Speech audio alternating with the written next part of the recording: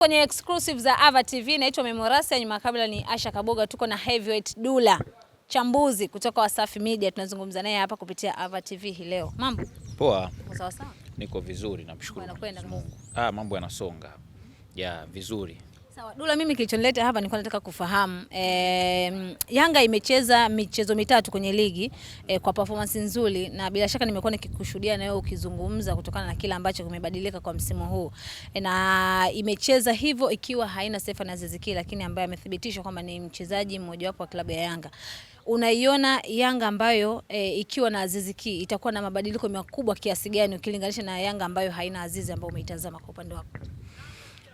Of course Stefan Aziz Ki ni mchezaji ambaye ana uwezo mkubwa sana wa kutengeneza nafasi na kufunga mabao. Hiyo ndo sifa yake kubwa. Kwa hiyo ongezeko lake kwenye kikosi manake kunaenda kuongeza nguvu kwenye eneo la safu ya ushambuliaji kwenye maeneo mawili. Kutengeneza nafasi ambako nafikiri Young Africans wanatengeneza nafasi, lakini flow ya nafasi ni namna ile ile kwamba mpira utazunguka maeneo ya pembeni, utafika kwa Boka atapiga cross, au utaenda upande wa kulia kwa Zakwani atapiga cross kwenye box. Yani formalities zinafanana. Kumekosekana yule mtu ambaye ana uwezo wa kuifungua timu kupitia katikati ya kiwanja. Hiyo sometimes pia inaweza ikawa inasababishwa labda na sababu za kiufundi, timu inafanya build up kupitia maeneo ya pembeni na vitu kama hivyo. Lakini yeye akiwepo kwenye timu manake kunaenda kutengeneza utatuzi kupitia eneo la katikati ya kiwanja. Yeye anaenda kuifungua ile safu ya ushambuliaji kupitia eneo la katikati ya uwanja bila sio lazima timu mpaka iwe inatengeneza zaidi mashambulizi kupitia maeneo ya pembeni, lakini pia ni mzuri kwenye kufunga. Na naona pia anaweza akatengeneza partnership nzuri na mshambuliaji wa kati Peter Shaulile, kwa sababu Shaulile muda mwingi yeye ndo unakuta analindwa zaidi na mabeki. Anakosekana mtu ambaye anakwenda kumsaidia Shaulile, yani kumtoa dhidi ya wale mabeki wawili, kwamba Shaulile anaogopwa zaidi na madefender. Kwa hiyo unavokuwa na Stefan Aziz Ki ambaye naye pia ni mfungaji mzuri, anaweza akawa anasaidia kwenye kuifungua timu, kwenye kumfanya Shaulile naye aweze kupata nafasi free ya kuweza operate kwenye ile eneo pia, kwa sababu Shaulile watu wanaona kama vile anapenda tu kukaa kwenye nafasi peke yake, lakini pia ana uwezo wa kuroll kwenye eneo kubwa la mbele pale, akashuka chini kidogo akacombine na mchezaji mwingine, akaingia tuseme labda ameshuka chini, ameondoka na defender, akamruhusu mchezaji wake kuingia kwenye eneo la mwisho na kufunga na vitu kama hivyo. Kwa hiyo Aziz Ki anapokuwepo Yanga itakuwa hatari zaidi maradufu, lakini sasa coach ana sababu zake pia za kumweka nje, na kuna vitu anavitaka kutoka kwa Stefan Aziz Ki. Pengine ndio maana unaona bado Stefan Aziz Ki hajaingia kwenye timu.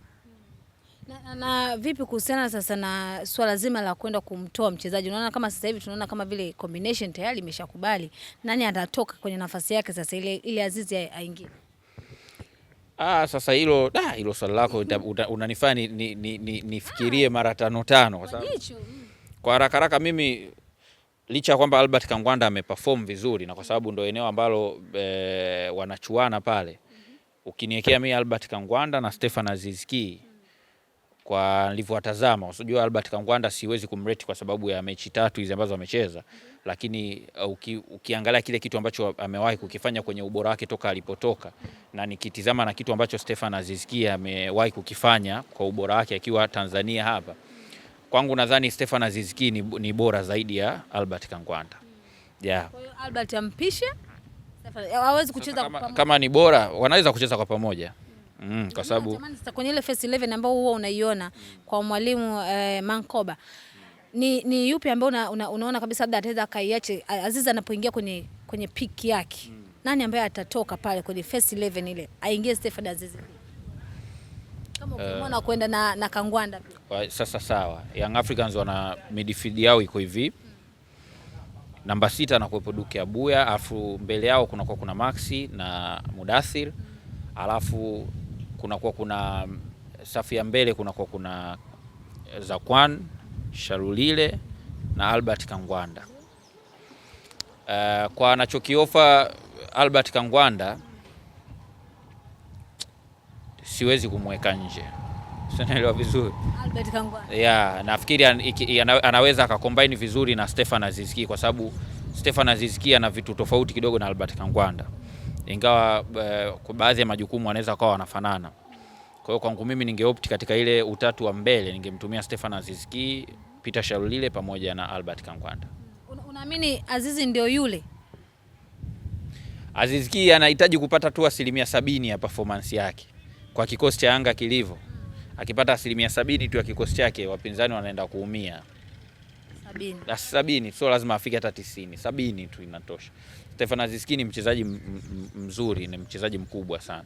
Yeah, ukikompare na wachezaji ambao wamesajiliwa, kupata level kama Stefan Aziz Ki kwenye dirisha la usajili ni ngumu sana. Na ndio maana Young Africans hawajajiuliza mara mbili walipoona kuna opportunity ya kumrejesha. Sio kwa bahati mbaya, ni mchezaji mkubwa na ameshaonyesha vitu vikubwa kwenye kikosi. Tukumbushane, turudi nyuma kidogo. Ukiachana na Zakwani, Albert, tumeona kuna Shalulile, ni wachezaji ambao wamepata nafasi ya kuanza kwenye kikosi kwa mapema zaidi kulinganisha na hao wengine. Sijui Ngoma kama sikosei, Ngoma, yes. Unafikiri ndio usajili ambao umetik sana kwenye kikosi cha Yanga ukilinganisha na hao wengine, au ni vile bado tu mwalimu hajawapa nafasi? Mimi wachezaji wengine nilikuwa na mashaka nao toka awali. Kwa mfano kama ule Omar Farouk, beki wa kati toka katika klabu yake aliyotoka Golden Arrows, nilikuwa naona alipoteza kabisa namba kwenye kikosi cha kwanza. Na uzuri huyu kocha anamjua. Sasa sijui kwa nini alimpendekeza wakati hata yeye mwenyewe baada ya mzunguko wa kwanza alipindua na akawa hamtumii kwenye kikosi chake cha kwanza. Kwa hiyo akawa amenishangaza tu kwa nini amempendekeza mchezaji ambaye hata yeye mwenyewe huko alikotoka alikuwa hamtumii. Lakini kwa Fred Ngoma ni mchezaji mzuri, ana uwezo wa kupiga pasi, kutuliza eneo la kiungo katikati pale, kitu ambacho Shuaboy pia anaweza kukifanya. Lakini Young Africans inahitaji kiungo ambaye ana uwezo mzuri pia wa kukaba na kuzuia mashambulizi. Sasa Duke Abuya anakifanya kwa kiasi kikubwa sana hicho kitu. Lakini kwa Fred Ngoma kwenye eneo lake la ukabaji, kwenye game yake ya ulinzi ni changamoto. Na mimi niliwahi kudoubt, nikasema huyu mchezaji of course ana hizo sifa, anapiga pasi, ana uwezo wa kutuliza timu na nini, lakini ukabaji wake ni changamoto, anaweza akastruggle sana kwenye ligi yetu. Na of course naona amewekwa bench, lakini nafikiri pia tumpe muda, anaweza akaja kuingia kwenye kikosi. Lakini kwa performance ambayo anaendelea kuionyesha Duke Abuya, inaweza ikamuia ugumu sana kuingia kwenye huo ushindani. Kuna wachezaji wengine wameonekana kuperform, lakini bado nashaka nao. Kwa mfano naelezea hapo, kwa mfano Peter Shalulile amekuwa akikosa sana nafasi nyingi za wazi ambazo pengine angekuwa na utulivu, angekuwa na uwezo wa kufunga mabao mengi zaidi ambayo yamefunga. Dhidi ya Simba kuna chance ambayo aliweza kuikosa baada ya Simba kufanya blunder kwenye build up. Akapata space kubwa tu ya kufanya maamuzi sahihi akashindwa. Lakini dhidi ya JKT pia kuna chance alifunga by the way, lakini kuna chance ambayo aliweza kuipoteza baada ya JKT nao kufanya blunder. Mpira umefika kwa Shalulile, alikuwa na space kubwa tu ya kufanya maamuzi bora zaidi ya aliyofanya, lakini akajikuta tu ametumia nguvu kwenye sehemu ambayo ilikuwa inahitajika akili ndogo ya kuweza kuconvert mpira kwenye ndani ya box na kuweza kufunga bao. Kwa hiyo anapaswa kuwa mfanisi zaidi kwenye zile nafasi ambazo anazipata, kwa sababu angeweza kuwa na mabao zaidi hayo mawili ambayo ameyafunga. Kwa hiyo bado ana struggle kwenye hiyo eneo, lakini pia kuna sometimes wachezaji wengine wanashindwa kumtumia huduma zile kwa haraka, lakini kuna zile chance ambazo huwa zinamwangukia kama ilivyotokea kwa Namungo. Sasa angeweza kuzifanya vizuri zaidi ili kuongeza ile idadi ya mabao, kwa sababu ni mchezaji ambaye amesajiliwa kwa matumaini makubwa. Albert Kangwanda of course performance yake sina doubt nayo, ni mchezaji ambaye ana performance kubwa, ingawa kuna vitu tu anabidi aboreshe, especially kwenye work rate yake na kujituma zaidi. Unajua Young Africans ni timu ambayo haitaki wale wachezaji ambao wanacheza ile katika namna fulani ya ustab fulani na vitu kama hivyo, lakini ni mchezaji ambaye ana contribute kwenye swala la numbers tu, ana deliver. Hussein Zakwani naye anapata nafasi, lakini naamini Young Africans wangekuwa na winga mzuri zaidi. Licha kwamba of course ana assist 3, lakini bado kuna vitu vingi kwenye final third nadhani anapaswa kuviboresha.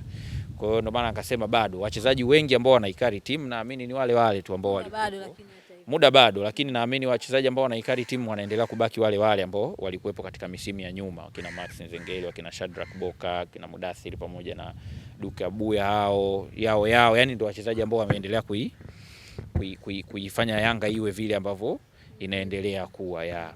Ndio tukimalizia sasa tuwatazame Simba. Kesho atakuwa kibaruani dhidi ya Coastal Union kwenye uwanja wa nyumbani. Kesho no place. Okay. Ndio wanacheza dhidi ya Coastal Union pale Meja Jenerali Samuyo. Unautazama vipi mchezo huu? Ukiangalia Coastal na wao wametoka kupasuka hivi karibuni. Of course ni game ngumu, lakini naipa nafasi kubwa Simba kuweza kushinda. Najua Simba ni timu ambayo ina namna yake ya kuweza kuamua mechi. Yani wanaweza wakawa wanapata changamoto kwenye eneo lao la ushambuliaji, lakini wamekuwa na namna nyingi ya kuweza kutatua hizo changamoto. Kwa mfano mipira ya kutenga mara nyingi sana imekuwa ikiamua mechi zao nyingi. Hata dhidi ya Singida ilikuwa kona ikazalisha penalty ambayo ikaenda kuamua mchezo, wakashinda kwa mabao 2-1, lakini wamefunga mabao kwa mipira ya kutenga katika mechi mbili pia ambazo wamecheza kabla ya Singida. Kwa hiyo ni sehemu ya silaha zao ambazo wamekuwa wakizitumia sana kwenye hizi mechi. Kwa hiyo Coastal Union wasipokuwa makini basi wanaweza kukutana na hivyo, lakini wana nafasi ya kuweza kuwazuia Simba kwenye open game, tunasema wasikufunge, lakini hiyo ni kazi ngumu sana kwa sababu wana wachezaji ambao wana uwezo wa kukaa na mpira. Wanavokaa na mpira maana yake watakulazimisha ufanye makosa tu. Unavofanya makosa watajikuta wanapata zile chances za kujirudia za kutumia mipira ya kutenga, na kwa sababu wana wachezaji ambao wana uwezo mzuri wa kutumia hiyo mipira kwa arrive kwenye box na kufunga. Kwa mfano mabeki wao kina Ismail Ture pia alifunga dhidi ya Kagera, lakini wana mtu kama Anise Ura ambaye ana uwezo mzuri pia kutumia mipira hiyo inaodondokea ndani ya box, anafunga pia. Kwa hiyo ni sehemu ya kuangalia sana Coastal Union, kama wanataka kuhakikisha Simba hawapati matokeo basi wazuie aina hiyo ya mipira, wawe makini. Lakini wachezaji wa Simba wanapenda kukaa na mpira, kwa hiyo unatakiwa tu wazuie wasipate muda wa kukaa na mpira muda mwingi wa mchezo, kwa sababu the more unavowapa nafasi ya kukaa na mpira ndivyo unavowapa uhuru wa kuformulate mashambulizi yao, na wanaweza kukuadhibu kwa sababu Coast wakusema ili wangate yani. Asilimia fulani hata 70 wanao, lakini kuwazuia Simba ni kazi ngumu sana. Sio kama hivyo ambavyo watu wanachukulia. Unaweza ukawa unajua kwamba Libase ni mchezaji hatari na nini, ana sifa hizi na hizi, ukamsoma mikimbio yake, ukamsoma namna ambavyo anapenda kucheza, alafu ukashindwa kumzuia inapofika muda wa mechi. Kwa hiyo sio kazi rahisi. Coast wana kibarua kigumu, na wanaenda Meja Isamuyo ambako Simba wamekuwa wakipata matokeo mazuri sana. Na sidhani kama kuna mchezo wote ambao wamepoteza pale.